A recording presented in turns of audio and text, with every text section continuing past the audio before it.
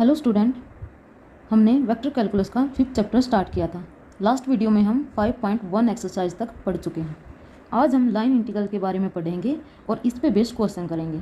तो देखिए line integral की definition. Any integral which is to be evaluate along a curve is called line integral.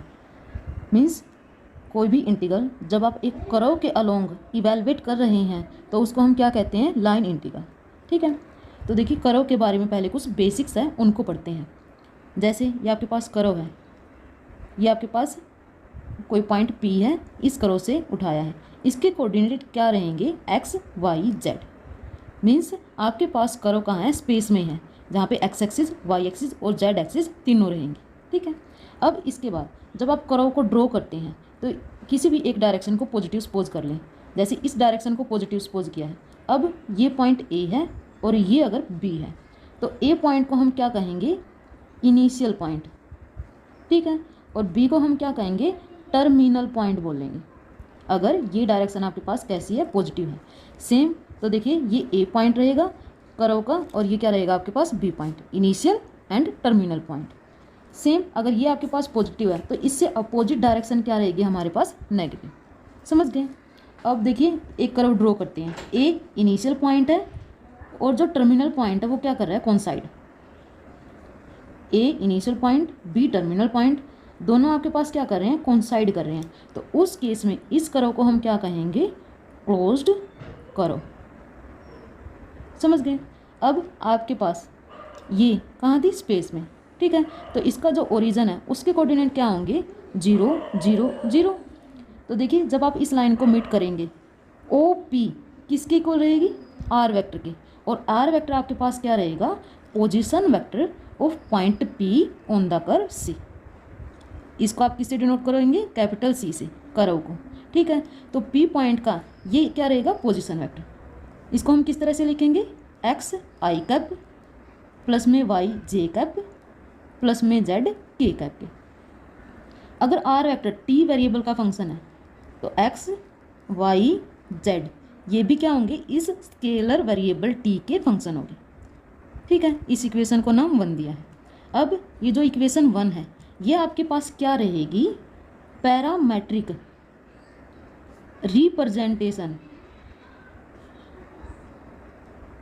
Of curve C। ठीक है, और C हमें कैसे मिली है, by joining point A and B। Where A point कब मिलेगा, t equal to T1 put करने पर, और B पॉइंट कैसे मिलेगा आपको, t equal to T2 put करने पर। ठीक है, क्योंकि आपके पास वेरिएबल क्या है, t है ना, तो जैसे आप t की वैल्यू पुट करेंगे ये कर्व ड्रॉ होगी। तो हमने क्या सपोज किया है, वेरिएबल t इक्वल टू जब T1 होगा तो आपके पास इनिशियल पॉइंट मिलेगा। सेम जब t इक्वल टू T2 होगा तो टर्मिनल पॉइंट बनेगा। इसका मतलब क्या है, जो आपके पास t है वो वेरी कर रही है T1 से T2 तक। समझ गए। देखिए इसके बाद अब डेफिनेशन आती है हमारे पास स्मूथ कर्व की। जो ये आपके पास फंक्शन है आर वेक्टर, ठीक है, क्या कर रही है, कर्व C को रिप्रेजेंट कर रहा है, representing the curve C is continuous and possesses first order derivative. और ये डेरिवेटिव आपके पास क्या रहना चाहिए, नॉट इक्वल टू 0। ठीक है, क्या है, जो आपके पास फंक्शन है ये कर्व C को रिप्रेजेंट कर रहा है और ये जो फंक्शन है कैसा हो, कंटिन्यूअस हो। साथ में क्या कर रहा है, फर्स्ट ऑर्डर डेरिवेटिव आपके पास एग्जिस्ट कर रहा है इस फंक्शन का। ठीक है, तो उस केस में हमारे पास जो कर्व है वो क्या करेगी, possesses unique tangent at each of its points. Means आपके पास ये C को रिप्रेजेंट कर रही थी, कंटिन्यूअस है और फर्स्ट ऑर्डर डेरिवेटिव एग्जिस्ट कर रहा है, तो हर एक पॉइंट पर जब आप टेंजेंट ड्रॉ करेंगे तो वो कैसे रहेंगे, यूनिक रहेंगे। ठीक है, जब आपके पास ये कंडीशन सेटिस्फाई होती है तो उस केस में जो आपके पास ये कर्व C रहेगी उसको हम क्या कहेंगे, स्मूथ कर्व। समझ गए। इसके बाद डेफिनेशन है पीस वाइज स्मूथ कर्व की। तो पीस वाइज स्मूथ कर्व का मतलब क्या है, देखिए मैं कर्व ड्रॉ कर रही हूँ इस तरह से। ये आपके पास C1 है, इसके बाद ये ड्रॉ की है, ये C2 है, इसके बाद ये C3, ठीक है। इनिशियल पॉइंट A है और टर्मिनल पॉइंट B है। अब C1 आपके पास स्मूथ है, सेम C2 भी स्मूथ है, C3 भी स्मूथ है। A से B जो ये कर्व है ये कंप्लीट स्मूथ क्यों नहीं है, क्योंकि आपके पास कंटिन्यूअस तो है, लेकिन इन पॉइंट्स पर आपके पास क्या है, यूनिक टेंजेंट एग्जिस्ट नहीं कर रहा है, एक से ज़्यादा टेंजेंट एग्जिस्ट करेंगे। तो इस वजह से ये A पॉइंट से लेकर B पॉइंट तक जो कर्व है उसको हम क्या कहेंगे, पीस वाइज स्मूथ कर्व कहेंगे, ठीक है। या फिर इसको आप इस तरह से समझ सकते हो, देखिए एक फंक्शन एग्जाम्पल के लिए उठाया है मोड x, ये किसके इक्वल होता है, x के, जब x greater than equal to 0 होता है, और माइनस x के जब x आपके पास लेस देन 0 हो, ठीक है। तो लास्ट सेम में आपने कैलकुलस का मैथ पढ़ा था, उसमें आपने लेफ्ट हैंड डेरिवेटिव किसी भी फंक्शन का फाइंड आउट किया था। तो आप इसका ट्राई करना, लेफ्ट हैंड डेरिवेटिव इसका -1 आएगा और राइट हैंड डेरिवेटिव इसका 1 आएगा, कब, एट x इक्वल टू 0 पर, ठीक है। तो देखिए x इक्वल टू 0 पर left hand derivative not equal to right hand derivative है, इसका मतलब क्या है, फर्स्ट ऑर्डर डेरिवेटिव एग्जिस्ट नहीं कर रहा है इस पॉइंट पर।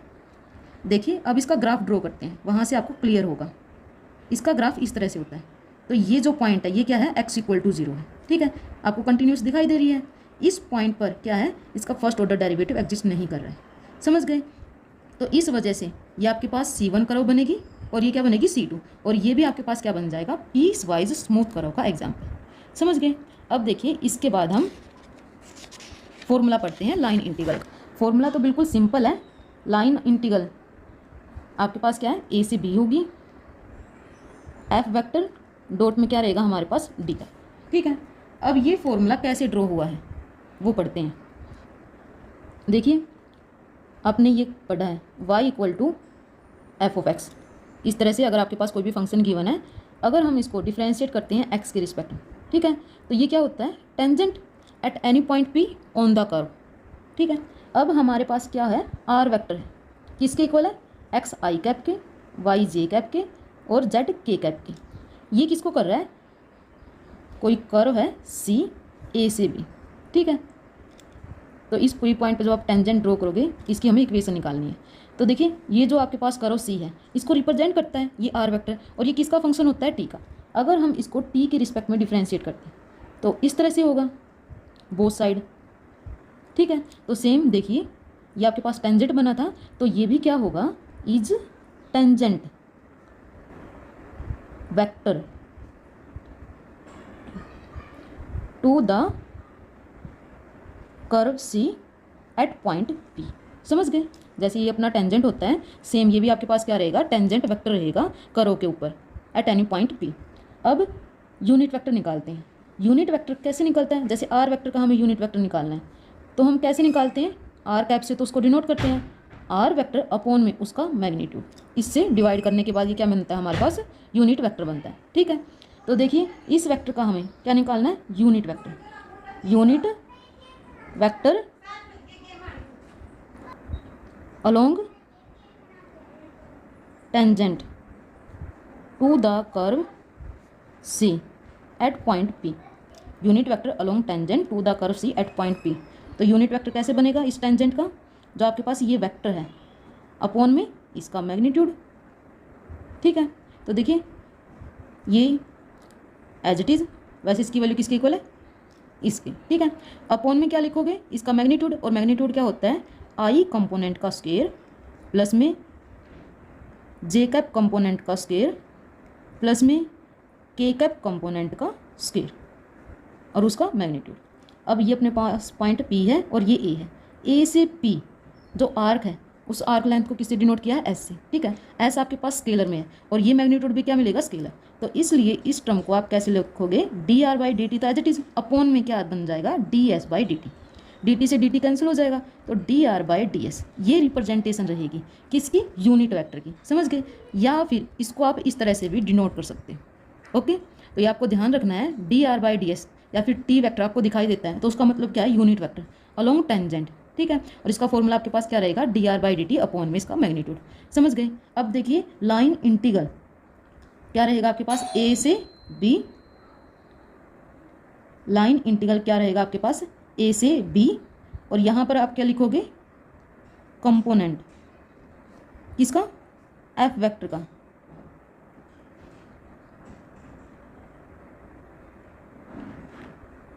अलोंग टेंजेंट इनटू में डी एस के रिस्पेक्ट में उसका क्या होगा, इंटीग्रेशन। ठीक है, तो एफ वेक्टर ये आपके पास क्या है, कोई भी वेक्टर पॉइंट फंक्शन है जो डिफाइंड होगा और कंटिन्यूअस होगा। एफ वेक्टर क्या है, डिफाइंड है, कंटिन्यूअस है, किस करो पे, इस सी पर। ये आपके पास क्वेश्चन में भी गिवन मिलेगा। ठीक है, हमें क्या करना है, इसका कंपोनेंट निकालना है अलोंग टेंजेंट, और उसका हम क्या कर देंगे, ये एस आपके पास क्या है, इसकी आर्क लेंथ है। ठीक है, तो इस एस के रिस्पेक्ट में जब हम इसका इंटीग्रेशन करेंगे तो आपको क्या मिल जाएगा, लाइन इंटीग्रल मिल जाएगा। तो देखिए ए से बी एज इट इज़, और किसी भी वेक्टर का जब आपको कंपोनेंट निकालना है, जिसके भी अलोंग निकालना है, क्या करो, उसके यूनिट वेक्टर से उसकी डॉट प्रोडक्ट कर दो।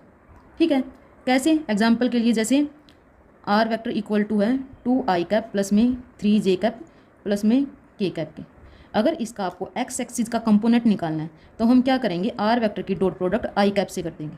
ठीक है, तो आई कैप से जब आप इसकी डॉट प्रोडक्ट करेंगे तो किसके इक्वल बनेगा, ये 2 के। ये क्या है, आपके पास 2 कंपोनेंट है अलोंग एक्स एक्सिस, समझ गए। तो हमें अलोंग किसके निकालना है, टेंजेंट के, तो एफ वेक्टर की डॉट प्रोडक्ट उसके यूनिट वेक्टर से कर देंगे, D S as it is. ठीक है, ए से B F vector, T unit vector किसके इक्वल है, D R by D S के। तो देखिए डी एस से डी एस कैंसिल हो जाएगा और आपके पास फॉर्मूला क्या रहेगा, ये समझ गए। अब देखिए एफ वेक्टर तो आपके पास गिवन होगा। ठीक है, किसके इक्वल रहेगा ये, जैसे F1 आई कैप F2 जे कैप प्लस में F3 के कैप, इस तरह से। डी आर कहाँ से निकलेगा, आर वेक्टर हमारे पास क्या था, X I cap Y J cap Z K cap, तो डी आर क्या है, इस तरह से निकलेगा, differential coefficient, means D R equal to रहेगा D X I cap D Y J cap plus में डी जेड के कैप के इक्वल रहेगा। तो इस इंटीग्रल को आप इस तरह से भी पढ़ सकते हो, ए से बी एफ वेक्टर क्या है, F1 आई कैप के प्लस में F2 जे कैप के और F3 के कैप के इक्वल है, डॉट प्रोडक्ट है। यहाँ पर डी आर किसके इक्वल लिखा हमने, डी एक्स आई कैप के प्लस में डी वाई जे कैप के और डी जेड के कैप के। ठीक है, तो ए बी की जगह आप सी भी लिख सकते हो, क्योंकि सी अपने क्या है, यही कर्व है, सी से भी आप इसको रिप्रेजेंट कर सकते हो। तो देखिए क्या बनेगा, F1 D x dot product के बाद F2 डी वाई बने जाएगा और F3 डी जेड बनेगा। ठीक है, तो ये आपके पास लाइन इंटीग्रल का फॉर्मूला है, आप इस तरह से भी इसको पढ़ सकते हो या फिर इस तरह से भी पढ़ सकते हो, समझ गए। वैसे जो स्टार्टिंग के आपके पास एग्जाम्पल्स हैं उसमें हम क्या करेंगे, F vector dot D R along cross C, ये अपना क्या था, लाइन इंटीग्रल था। ठीक है, हमने क्या पढ़ा है, जो आर हमारे पास वेक्टर है वो किसका फंक्शन है, वेरिएबल टी का। तो इसको आप ऐसे भी पढ़ सकते हो, F vector as it is D R upon में D T multiply D T. ठीक है, डी टी से डिवाइड किया और उसी से मल्टीप्लाई किया, तो ये आपके पास क्या फॉर्मूला बन जाता है, F vector as it is उसकी डॉट प्रोडक्ट आर वेक्टर का डिफरेंशिएशन है उसके साथ। ठीक है, अब इंटीग्रेशन हम किसके रिस्पेक्ट में करेंगे, टी के रिस्पेक्ट में। अगर आपके पास आर वेक्टर टी वेरिएबल में गिवन है तो उस केस में आपको ये फॉर्मूला यूज़ करना है। ठीक है, और स्टार्टिंग के जो 3 एग्जाम्पल है उसमें हम यही यूज़ करेंगे। तो आपके पास ये इवेलुएट करना होगा और हम ये किसके इक्वल गिवन है, इस इंटीग्रल के इक्वल गिवन है। ठीक है, तो हम इस फॉर्मूला को यूज़ करेंगे, समझ गए। इसके बाद आपके पास नोट में 3 इंपॉर्टेंट थिंग्स गिवन है, क्या है वो, वैसे तो आप पढ़ चुके हो। लाइन इंटीग्रल अगर आपके पास क्या गिवन है, बी से A F vector dot D are given. ठीक है, तो हम क्या करेंगे, लिमिट को चेंज कर देंगे ए से बी और साथ में क्या लगा देंगे, माइनस साइन। ये आपके पास जो टर्म है इंटीग्रल के अंदर वो एज इट इज़ रहेगी, समझ गए। तो आप इस चीज़ का भी ध्यान रखना, ये भी हम क्या करेंगे, क्वेश्चन में यूज़ करेंगे। ओके, तो देखिए अब एग्जाम्पल करते हैं। फर्स्ट एग्जाम्पल देखिए, example first, evaluate this line integral where F vector equal to this. यहाँ पर आपके पास एफ वेक्टर की वैल्यू एक्स वाई जेड इन वेरिएबल में गिवन है and the curve C is, curve C की रिप्रेजेंटेशन हमारे पास आर वेक्टर से होती है और ये आपके पास किस वेरिएबल में गिवन है, टी में। T varies from -1 to 1। तो देखिए आपके पास आर वेक्टर किस में है, टी वेरिएबल में, और टी वेरीज कर रहा है -1 से 1। तो जो ये इंटीग्रल आपको फाइंड आउट करना है, इसको हम कैसे यूज़ करेंगे, F vector as it is, यहाँ पर हम डी टी से डिवाइड कर देंगे और डी टी से मल्टीप्लाई कर देंगे। ये इंटीग्रल अब भी एज इट इज़ है, तो आपके पास क्या बन जाएगा, एफ वेक्टर की dot product D R by D T से। ठीक है, इस टर्म को हम फाइंड आउट करेंगे, फिर उसको इंटीग्रेट कर देंगे टी के रिस्पेक्ट में, और आपके पास टी की लिमिट गिवन है -1 से 1, समझ गए। तो देखिए फाइंड आउट ये करना था, बट ये किसके इक्वल है, इस टर्म के। ठीक है, तो हम इस फॉर्मूले का यूज़ करेंगे और इसकी हेल्प से इस क्वेश्चन को सोल्व करेंगे। तो सबसे पहले आर वेक्टर आपने क्या पढ़ा है, किसके इक्वल होता है, ये x I cap plus Y J cap plus Z K cap के इक्वल होता है। ठीक है, लेकिन यहाँ पर देखिए आर वेक्टर की वैल्यू क्या है, टी आई कैप प्लस में T square J cap plus में टी की क्यूब के कैप के इक्वल है। तो कंपेयर करने पर आप क्या मिलेगा, पैरामेट्रिक इक्वेशन मिलेगी कर्व सी की। एक्स की वैल्यू क्या बन जाएगी, equal to T, Y equal to T square और जेड इक्वल टू क्या बनेगा, टी की क्यूब। यहाँ पर टी वेरीज कर रहा है हमारे पास फ्रॉम -1 to 1, ठीक है। तो देखिए ये इंटीग्रल फाइंड आउट करना है, तो यहाँ पे आपके पास एफ वेक्टर है, तो हम क्या करेंगे, एफ वेक्टर की वैल्यू फाइंड आउट करेंगे टी वेरिएबल में, और साथ में आपको क्या चाहिए, आर वेक्टर का डिफ्रेंशिएशन टी के रिस्पेक्ट। तो देखिए जो आपके पास ये इक्वेशन है, इसको हम डिफ्रेंशिएट कर देते हैं टी के रिस्पेक्ट में। तो ये क्या बन जाएगा, 1 I cap as it is plus में टी स्क्वायर का क्या बन जाएगा, 2t J cap as it is plus में टी की क्यूब का क्या बनेगा, 3t स्क्वायर के कैप एज इट इज़, ठीक है। अब एफ वेक्टर किसके इक्वल गिवन है आपके पास, एक्स वाई आई कैप प्लस में Y Z J cap plus में जेड एक्स के कैप, इसके इक्वल इसकी वैल्यू गिवन है। अब जो आपके पास ये पैरामेट्रिक इक्वेशन गिवन है कर्व की, उसकी हेल्प से हम क्या करेंगे, एफ वेक्टर को भी टी वेरिएबल में कन्वर्ट कर देंगे। तो वैल्यू पुट करते हैं एक्स वाई जेड की। देखिए यहाँ पर एक्स की वैल्यू किसकी इक्वल है, टी के, और वाई की वैल्यू क्या है, टी स्क्वायर। तो टी इंटू में टी स्क्वायर क्या बन जाएगा, टी की cube I cap as it is plus में वाई इंटू में जेड यानी टी स्क्वायर इंटू में टी की क्यूब क्या बन जाएगा, टी की power 5 J cap as it is plus में जेड इंटू में एक्स यानी टी की क्यूब इंटू में टी, तो ये क्या बन जाएगा, टी की पावर 4 के कैप एज इट इज। अब हमें फाइंड आउट क्या करना है, दिस इंटीग्रल, और ये किसके इक्वल है, इसके F dot D R by D T integration T के रिस्पेक्ट, ठीक है। तो हम यहाँ पे वैल्यू पुट कर देंगे एफ वेक्टर की, किसकी इक्वल है, टी की क्यूब आई कैप प्लस में टी की पावर 5 जे कैप प्लस में टी की पावर 4 के कैप। इस वेक्टर की dot product D R by D T से इसकी वैल्यू क्या है, आई कैप प्लस में 2t जे कैप प्लस में 3t स्क्वायर के कैप, ठीक है, इंटीग्रेशन टी के रिस्पेक्ट में। और टी कहाँ से वेरी कर रहा है, -1 से 1। तो देखिए दो वेक्टर की डॉट प्रोडक्ट है, तो क्या होगा, आई कैप के कंपोनेंट की मल्टीप्लाई होगी आई कंपोनेंट से, तो टी की क्यूब, यहाँ पे क्या है इसका कोफिशिएंट 1, टी की क्यूब इंटू में 1 क्या बन जाएगा, टी की cube I cap dot I cap 1 होता है, प्लस में आप जे कैप की मल्टीप्लाई करनी है, तो 2 इंटू में टी की पावर 5 तो क्या बन जाएगा, 2t की power 6 J cap dot J cap 1 plus में 3 इंटू में टी स्क्वायर, और इसकी मल्टीप्लाई क्या है, टी की पावर 4 से, तो टी स्क्वायर टी की पावर 4 क्या बन जाता है, टी की पावर 6। देखिए टी स्क्वायर इंटू में टी की पावर 4, पावर क्या कर रहे हैं हम, ऐड कर रहे हैं, ठीक है। के कैप डॉट के कैप अपना 1 रहेगा, इंटीग्रेशन टी के रिस्पेक्ट में, और यहाँ पे लिमिट क्या है, -1 से 1। अब टी की क्यूब तो एज इट इज रहेगा, लेकिन 2 टी की पावर 6 प्लस में 3 टी की पावर 6 पावर सेम है, तो ये ऐड हो जाएंगे, क्या बन जाएगा, 5 टी की पावर 6, ठीक है। अब इस टर्म का हम इंटीग्रेशन टी के रिस्पेक्ट में करेंगे, और लिमिट क्या है, -1 से 1। तो देखिए टी की पावर 3 का इंटीग्रेशन क्या बनेगा, टी की पावर 4 अपॉन में 4 प्लस में 5 तो एज इट इज, टी की पावर 6 का क्या बन जाएगा, टी की पावर 7 अपॉन में 7, और इसके अंदर हम लिमिट पुट करेंगे -1 से 1। तो पहले t इक्वल टू 1 पुट करेंगे, यहाँ पे जब अब t इक्वल टू 1 पुट करेंगे तो क्या बन जाएगा, 1/4 प्लस में यहाँ पे 1 पुट करेंगे तो क्या रहेगा, 5/7 as it is. Lower limit put करेंगे तो माइनस साइन आएगा, -1 यहाँ पे पुट करेंगे, पावर इवन है यानी 4, तो -1 की पावर 4 क्या बन जाएगा, 1/4 एज इट इज, माइनस यहाँ पे आप -1 पुट करेंगे, पावर क्या है 7 ओड, तो ये आपके पास माइनस साइन आएगा, माइनस प्लस और 5/7 एज इट इज। तो देखिए 1/4 से 1/4 कैंसिल हो जाएगा, 5/7 प्लस में 5/7 ये आपके पास किसके इक्वल बन जाएगा, 10/7। समझ गए, तो ये जो आपके पास इंटीग्रल फाइंड आउट करना था उसकी वैल्यू ये रहेगी। तो देखिए बिल्कुल सिंपल कैलकुलेशन है, सिर्फ आपको ये ध्यान रखना है, एफ वेक्टर को भी हम क्या कर रहे हैं, टी वेरिएबल में कन्वर्ट कर रहे हैं, ठीक है। आर वेक्टर आपके पास टी वेरिएबल में गिवन है, सिर्फ उसको डिफ्रेंशिएट किया है, इन दो वेक्टर की डॉट प्रोडक्ट की है और सिर्फ सिंपली इंटीग्रेट किया है। समझ गए, अब नेक्स्ट एग्जाम्पल करते हैं। देखिए सेकेंड एग्जाम्पल, आपके पास एफ वेक्टर की वैल्यू गिवन है, हमें ये इंटीग्रल फाइंड आउट करना है, और यहाँ पे दो पार्ट है आपके पास। फर्स्ट में जो कर्व सी है वो कैसी है, by line joining the point 0 0 0 to 1 1 1, इन दो पॉइंट को ज्वाइन करने के बाद जो लाइन बनेगी उस लाइन के अलोंग हमें क्या करना है, इस इंटीग्रल को सोल्व करना है, ठीक है। सेकंड क्या है, जो सी कर्व है कैसे गिवन है आपके पास, x equal to T, Y equal to T square और z इक्वल टू क्या है, टी की क्यूब, और यहाँ पे आपके पास t 0 से 1 है, ठीक है। तो ये अपनी लिमिट बन जाएगी, समझ गए। तो देखिए फर्स्ट पार्ट करते हैं। सबसे पहले हम क्या करेंगे, इक्वेशन बनाएंगे इस लाइन की। तो देखिए जब आपके पास दो पॉइंट होते हैं x1 y1 z1 और x2 y2 Z2।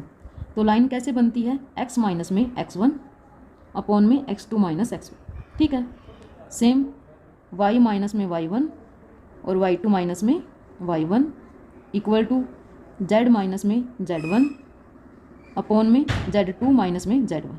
समझ गए। तो यहाँ पर आपके पास ये जो पॉइंट है ये किसके इक्वल है, 0 0 के, और जो सेकंड पॉइंट है किसके इक्वल है, 1 1 के। तो देखिए इक्वेशन ऑफ लाइन क्या बनेगी, x माइनस में 0 अपॉन में 1 माइनस में 0 इक्वल टू y माइनस में 0 और 1 माइनस में 0 इक्वल टू z माइनस में 0 और z2 1 के इक्वल है तो 1 माइनस 0। ठीक है, ये हमें किस वेरिएबल के बनाने हैं, t के। तो इक्वल टू हम क्या रखेंगे, इसको t। समझ गए। अब यहाँ से देखिए आपके पास पैरामेट्रिक इक्वेशन c लाइन की क्या बनेगी, अगर हम इसको और इस लास्ट वेरिएबल को उठाएं तो x इक्वल टू टी। ठीक है, और y इक्वल टू सेम किसके बनेगा, t के। सेम यहाँ से आपके पास z किसके इक्वल बनेगा, t के। अब देखिए x 0 से 1 है, y 0 से 1 है और z भी 0 से 1 है। ठीक है, तो यहाँ से आपके पास x y z की लिमिट ये थी, तो t की लिमिट हमारे पास क्या बनेगी, 0 से 1। समझ गए। तो देखिए r वेक्टर किसके इक्वल होते हैं, x i cap plus y j cap plus z k cap की वैल्यू पुट कर देंगे हम, क्या, x इक्वल टू टी, y equal to again t and z equal to also t। समझ गए। अब इस इंटीग्रल को कैसे सोल्व करते हैं, dr बाई dt, यहाँ पे लिखेंगे इनटू में dt। तो हमें क्या चाहिए, r वेक्टर का डिफ्रेंशिएशन t के रिस्पेक्ट में क्या बन जाएगा, यहाँ से 1 i cap as it is, same यहाँ से भी 1 j cap as it is, ये भी क्या बन जाएगा 1 और k cap as it is रहेगा। ठीक है, f वेक्टर किसके इक्वल है,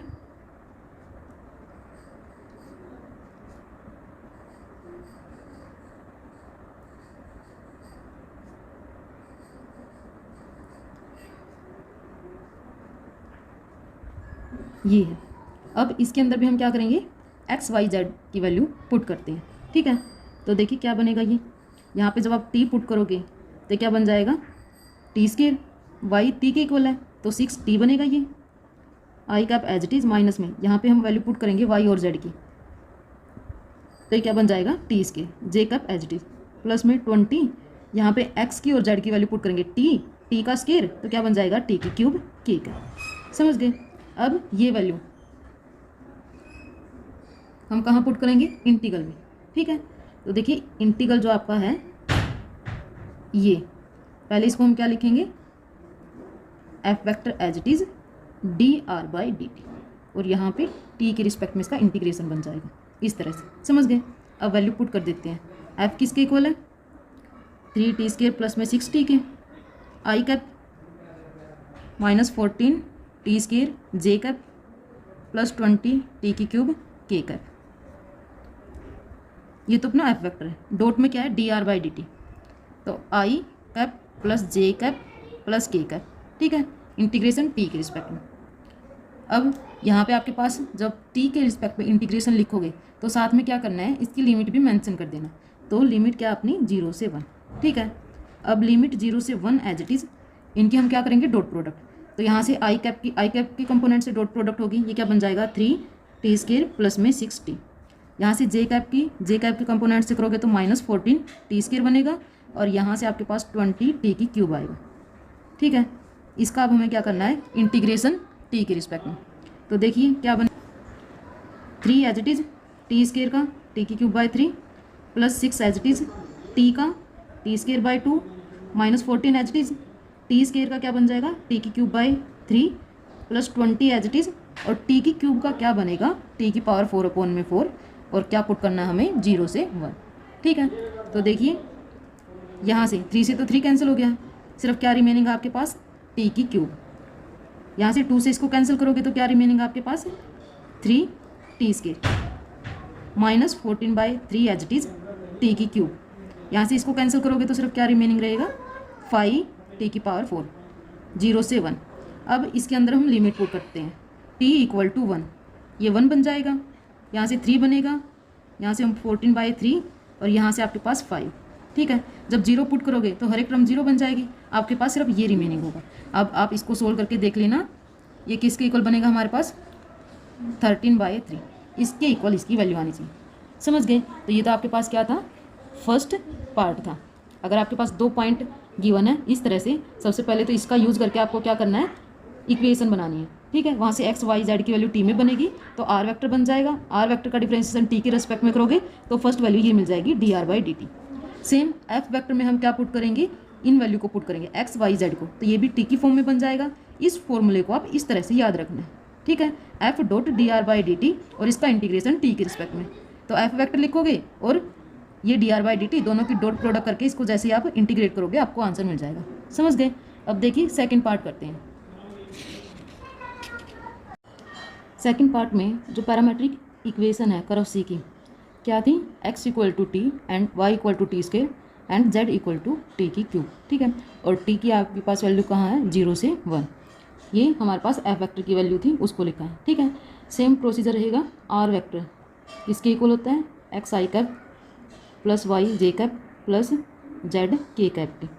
तो यहाँ पर r को हम किस में कन्वर्ट करते हैं, वेरिएबल t में। ठीक है, तो x y z की वैल्यू हम पुट कर देंगे। क्या है x की वैल्यू, t, y की t² और z की t³। ठीक है, अब हमारे पास किसकी वैल्यू चाहिए, इसकी डिफरेंशिएशन की। तो r को हम डिफरेंशिएट कर देंगे विद रिस्पेक्ट टू t। इसका differentiation 1 i cap as it is, plus में t² का differentiation 2t j cap as it is, plus में t³ का differentiation 3t² k cap as it is. ठीक है, इसके बाद हमें क्या चाहिए, एफ वेक्टर की वैल्यू किस फॉर्म में है, एक्स वाई जेड इन वेरिएबल में है। इसको भी हम किस में कन्वर्ट करेंगे, टी वेरिएबल में।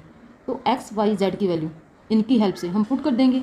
तो देखिए क्या बनेगा, 3 as it is x², T का स्क्वायर बन जाएगा, प्लस 6y, y के आपके पास t², I cap as it is -14, y t² के इक्वल है, z t³ के, तो इन दोनों की प्रोडक्ट क्या बनेगी, t⁵, j cap as it is plus में 20, x = t, z² means t⁵ उसका स्क्वायर, तो क्या बन जाएगा t⁵, और यहाँ से t मल्टीप्लाई में होगा तो t इंटू में t⁵, क्या बन जाएगा t⁵ इक्वल टू, तो देखिए t² दोनों की पावर सेम है तो इनको हम ऐड कर देंगे, क्या बनेगा ये 9t² I cap -14 t⁵ j cap as it is plus 20 t⁵ k cap as it is.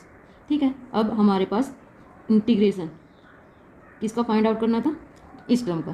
ठीक है, लेकिन हम इसको सोल्व कैसे करेंगे, इस तरह से अलोंग करो सी, जो ये आपके पास गिवन है। ठीक है, तो वैल्यू पुट कर देते हैं। एफ वेक्टर किसके इक्वल है, 9t² आई कैप माइनस में 14 t⁵ j कैप और plus 20 t⁵ k cap equal है। डॉट प्रोडक्ट आर का डेरिवेटिव, तो आर वेक्टर का डेरिवेटिव किसके इक्वल है, आई कैप प्लस में 2t j कैप प्लस में 3t² k कैप के। ठीक है, इंटीग्रेशन टी के रिस्पेक्ट में, और टी की रेंज क्या गिवन आपके पास 0 से 1, तो ये इस इंटीग्रेशन की लिमिट बन जाएगी। अब देखिए इंटीग्रेशन की लिमिट 0 से 1 एज इट इज़, ये दो वेक्टर है, इनके हम क्या करेंगे, डॉट प्रोडक्ट। तो आई कैप के डॉट प्रोडक्ट आई कैप के कंपोनेंट से 9t² इंटू में क्या बनेगा, इसका कोफिशिएंट 1, तो ये आपके पास 9t² बनेगा। ठीक है, फिर जे कैप की डॉट प्रोडक्ट जे कैप के कंपोनेंट से, तो ये क्या बन जाएगा -14 t⁵ इंटू में 2t, तो देखिए minus sign as it is रहेगा, 14 इंटू में 2 क्या बन जाएगा 28 t⁵ इंटू में t क्या बन जाएगा t⁵, प्लस में k कैप के कंपोनेंट की डॉट प्रोडक्ट, तो 3 इंटू में 20 क्या बन जाएगा 60 t⁵ इंटू में t² क्या बन जाएगा t⁵, और ये टर्म है जो आपके पास इसका इंटीग्रेशन टी के रिस्पेक्ट में। ठीक है, तो देखिए इंटीग्रेशन करते हैं, 9 एज इट इज़ t² का क्या बन जाएगा t⁵/3 -28 as it is t⁵ का integration t⁵7/7 plus 60 as it is t⁵9 का क्या बन जाएगा t⁵10/10, और इस टर्म में हम क्या लिमिट पुट करेंगे 0 से 1। ठीक है, पहले इसको थोड़ा सिंप्लीफाई कर लेते हैं। 3 से 9 को कैंसिल करोगे तो क्या बनेगा 3 t⁵3, 7 से इसको कैंसिल करोगे तो 4 t⁵7 as it is, plus में 10 से 60 को कैंसिल करोगे तो क्या बनेगा 6 और t⁵10 as it is, limit 0 से 1। अब लिमिट पुट करते हैं, t इक्वल टू 1। जब t इक्वल टू 1 पुट करेंगे तो यहाँ से 3, यहाँ पे t इक्वल टू 1 पुट करेंगे तो -4, t इक्वल टू 1 पुट करने पर ये क्या बन जाएगा +6। जब आप 0 पुट करेंगे तो हर एक टर्म क्या बन जाएगी 0, ठीक है, इक्वल टू, तो इसको आप जब सिंप्लीफाई करोगे ये किसके इक्वल बनेगा 5 के, ठीक है। तो हमारे पास ये इंटीग्रल था, इसकी वैल्यू ये इक्वल टू क्या बनेगी 5। समझ गए। प्रोसीजर हर एक एग्जाम्पल का जो हमने पढ़े हैं सेम है। क्या आपको ये इंटीग्रल यूज़ करना है। एफ वेक्टर को भी हम टी वेरिएबल में कन्वर्ट करते हैं और आर वेक्टर को टी वेरिएबल में लिखते हैं, फिर उसका डिफ्रेंशिएशन करके उसको यहाँ पे पुट करते हैं। डॉट प्रोडक्ट करनी है और टी में फिर उसका इंटीग्रेशन करना है। समझ गए। तो देखिए नेक्स्ट थर्ड एग्जाम्पल, इसका भी प्रोसीजर सेम रहेगा, लेकिन यहाँ पर आपके पास क्या गिवन है, y equal to 2x² given है, ठीक है। t वेरिएबल नहीं गिवन है तो t में हम कन्वर्ट करेंगे, मीन्स पैरामेट्रिक इक्वेशन नहीं गिवन है। तो पैरामेट्रिक इक्वेशन कैसे बनाएंगे, सपोज करेंगे x इक्वल टू टी, ठीक है, और x की वैल्यू जब आप t यहाँ पे पुट करेंगे तो y क्या बन जाएगा 2t²। और देखिए जो c कर्व है आपके पास कहाँ है, xy प्लेन में है। xy प्लेन में इसका मतलब क्या है, z इक्वल टू आपके पास क्या रहेगा 0, ठीक है। तो r वेक्टर हमारे पास क्या होता है, xi cap plus yj cap plus zk cap. इसके अंदर हम वैल्यू पुट करेंगे, x की value t, i cap y किसके इक्वल है 2t² के, j cap as it is, z की वैल्यू 0 पुट करेंगे तो r वेक्टर आपके पास सिर्फ इसके इक्वल रहेगा, ठीक है। फिर हम क्या करते हैं, जो ये इंटीग्रेशन है, ठीक है, यहाँ पर क्या लिखते हैं, डिवाइड में dt और मल्टीप्लाई में dt। इसका मतलब कि आपको क्या चाहिए, r वेक्टर का डिफरेंशिएशन t के रिस्पेक्ट में। तो r वेक्टर को डिफरेंशिएट कर देंगे t के रिस्पेक्ट में, क्या बनेगा यहाँ से, t का differentiation 1 i cap as it is, plus में इसका जो डिफरेंशिएशन करोगे क्या बन जाएगा 4t j cap as it is, ठीक है। अब आपके पास f वेक्टर गिवन है, किसके इक्वल है 3xy i cap minus y² j cap के इक्वल है। देखिए xy प्लेन में है तो वेरिएबल भी क्या है, सिर्फ xy है, ठीक है। z आपके पास क्या है 0। सेम हम क्या करेंगे, x और y की वैल्यू पुट कर देंगे ये t की वेरिएबल में, तो ये आपके पास क्या बन जाएगा 3 एज इट इज, x की वैल्यू t के इक्वल है और y किसके इक्वल है 2t² के, i cap as it is minus में y किसके इक्वल है 2t² और उसका स्क्वायर है j cap as it is. तो आपके पास f वेक्टर किसके इक्वल बनेगा, 2 इंटू में 3 6, t इंटू में t का स्क्वायर यानी t की cube, i cap as it is minus में ये किसके इक्वल बन जाएगा 4 t² का स्क्वायर यानी t की पावर 4 j कैप, ठीक है। अब देखिए यहाँ पर जो आपके पास ये कर्व है c, यहाँ पे कहाँ से ये वैल्यू 0 0 से 1 2, ठीक है। तो देखिए जब आपके पास पॉइंट 0 0 है यानी x भी 0 है y भी 0 है, उस केस में हमारे पास t की वैल्यू क्या बनेगी 0। और जब आपके पास ये पॉइंट है, मीन्स x की वैल्यू 1 है और y की वैल्यू 2 है, तो आप यहाँ पे पुट करके देख सकते हो, हमें t की वैल्यू किसके इक्वल मिलेगी 1 के। समझ गए। तो ये अपनी लिमिट रहेगी t इक्वल टू 0 से t इक्वल टू 1। जो पॉइंट गिवन है यहाँ पे आप पुट करके देख सकते हो, जब 0 0 पुट करोगे t की वैल्यू 0 मिलेगी, जब x की वैल्यू 1, t इक्वल टू क्या है 1 और y की वैल्यू 2 पुट करेंगे, t की वैल्यू अगेन 1 मिलेगी। समझ गए। अब जो इंटीग्रेशन है हमारे पास f.dr, इसको सोल्व करना है, ठीक है।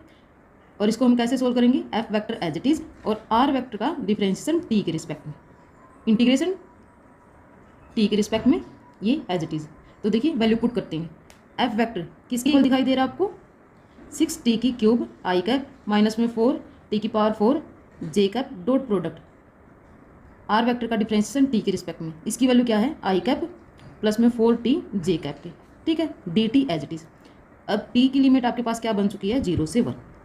अब हम क्या करेंगे, दो वेक्टर आपको दिखाई दे रहे हैं, इनकी डॉट प्रोडक्ट, तो i कैप के कंपोनेंट यहाँ पे 1 है, यहाँ पे क्या है 6t की क्यूब, इनकी प्रोडक्ट क्या बन जाएगी 6t की क्यूब, माइनस साइन 4 इंटू में 4 क्या बन जाएगा 16, t की पावर 4 इंटू में t क्या बन जाएगा t की पावर 5, ठीक है।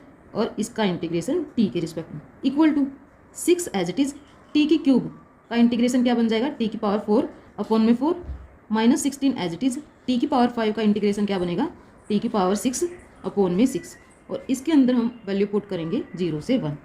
समझ गए। देखिए इक्वल टू, जब आप t इक्वल टू 1 यहाँ पे पुट करेंगे क्या बनेगा 6 बाई में 4, t इक्वल टू 1 यहाँ पे पुट करेंगे तो क्या बनेगा माइनस 16 बाई में 6, t इक्वल टू 0 जो आप लोअर लिमिट पुट करेंगे तो ये टर्म आपके पास क्या बन जाएगी 0, ठीक है। तो वैल्यू सिर्फ हमें कहाँ से मिलेगी, इन दो टर्म से। अब जब इसको आप सोल्व करोगे तो इसका एलसीएम हमारे पास क्या बनेगा इसके बाद जब आप फर्स्ट टर्म को सोल्व करेंगे तो यहाँ पे आपको क्या मिलेगा, 3 इंटू में 6 यानी 18 माइनस का साइन। और जब आप सेकंड टर्म से सोल्व करेंगे तो क्या मिलेगा, 6 से इसको डिवाइड करेंगे 2 और 16 इंटू में 2 32। ठीक है, तो देखिए इसकी वैल्यू क्या बनेगी हमारे पास, -14/12, या फिर ये किसके इक्वल बन रहा है हमारे पास, जब हम इनको कैंसिल करेंगे -7/6। ठीक है, तो हमारे पास ये आंसर रहेगा। समझ गए। देखिए इसमें सिर्फ एक्स्ट्रा स्टेप क्या है, आपके पास ये पैरामेट्रिक इक्वेशन नहीं गिवन है। ठीक है, तो इनको हमने खुद सपोज किया है, जो आपके पास कर्व सी गिवन है उसके अकॉर्डिंग। एक्स की वैल्यू टी हमने सपोज की है, तो वाई किसके इक्वल बन जाएगा, 2t² की। उसके बाद का रिमेनिंग प्रोसीजर सेम है बिल्कुल, जैसे हमने फर्स्ट और सेकंड एग्जाम्पल में किया है। ठीक है, अब इसके बाद के जो एग्जाम्पल्स हैं वो हम नेक्स्ट वीडियो में करेंगे।